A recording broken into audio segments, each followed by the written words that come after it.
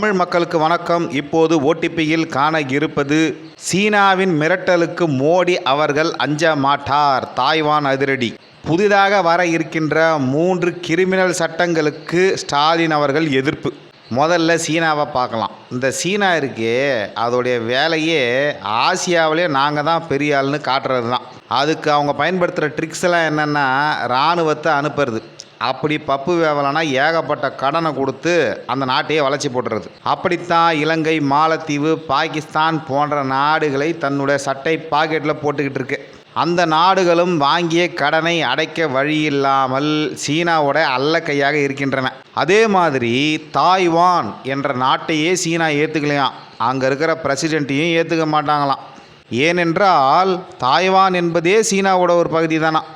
இந்த நிலைமையில் பாரத பிரதமர் மோடி அவர்கள் 3வது முறையாக வெற்றி பெற்றதை பாராட்டும் வகையில் தாய்வானுடைய பிரசிடெண்ட்டு லால் சிங்கு தே இவர் மோடி அவர்களை பாராட்டி ஒரு பதிவு போட்டிருக்கார். நம்முடைய பிரதமரும் பதிலுக்கு ஒரு நன்றி பதிவை போட்டிருக்கார்.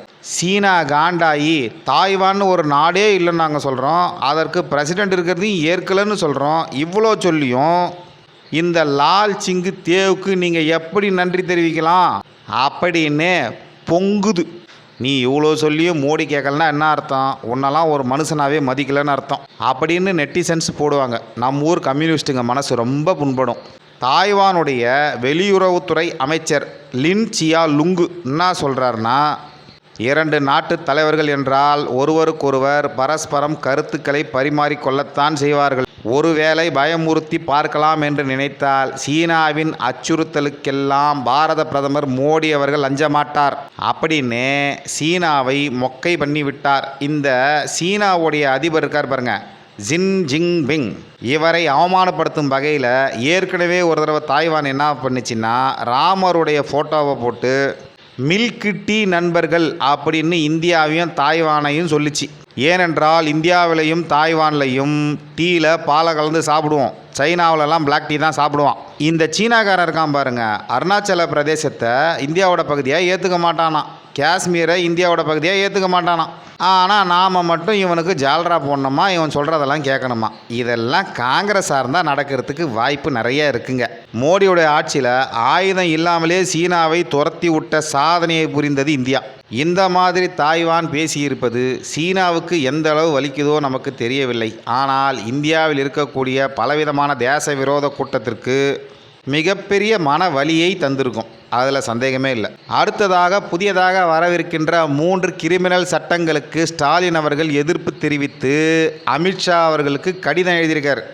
ஜூலை மாதத்திலிருந்து நடைமுறைப்படுத்த போவதாக 3 கிரிமினல் சட்டங்களை பாராளுமன்றத்தில் நீங்கள் நிறைவேற்றிருக்கீங்க. அது 3ம் பொது பட்டியலில் இருக்கக்கூடிய சட்டங்கள். மாநிலங்களை கலந்தாலோசிக்காமல் எப்படி நீங்கள் அவசர கதியில் அதை நிறைவேற்றலாம்? அதாவது நிறைவேற்றாதீங்கன்னு சொல்லலை, எங்கள்கிட்டையும் கேட்டுட்டு செய்யுங்கயா அப்படின்னு ஒரு அண்டர் நோட் அதில் இருக்குது. சரி, 3த்துக்கும் பேர் எப்படி வச்சுருக்கீங்க?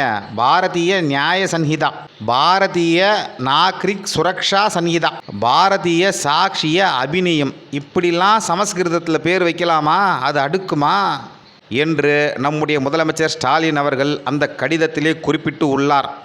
சரி, இவருடைய எதிர்ப்புக்கு சோசியல் மீடியாவில் எந்த மாதிரியான ரெஸ்பான்ஸ் இருக்குது? நிறைய கமெண்ட்ஸ் வருது, அதை தனித்தனியாக பார்க்க வேண்டாம். பொதுவாக அந்த கமெண்ட்டுகளுடைய கருத்துகள் என்னவென்றால், ஏன் எதிர்க்கிறீங்க?